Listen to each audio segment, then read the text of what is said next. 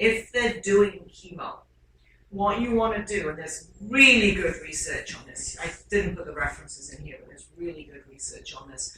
You want to have them fasting for at least 24 hours up to 48 hours before receiving the chemo. Now, this isn't always possible for all patients. They might have very bad dysglycemia.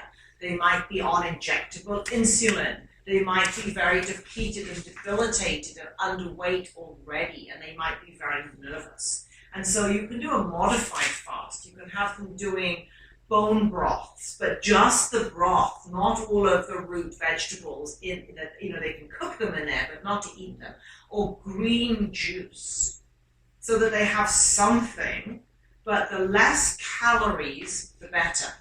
And then just before you go into the chemo itself, as you're walking through the door of the facility to get hooked up, you eat a ripe banana, or you drink 4 to 6 ounces of orange juice. And your cancer cells, because they don't turn Krebs cycle very well, they have a really high demand for sugar. And so they don't know how to do feast and famine.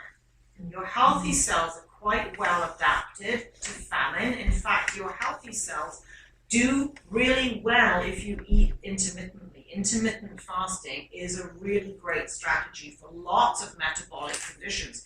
That's not what I'm talking about here. That would be additional or separate discussion. Intermittent fasting is a different process. This is specific fasting before chemo.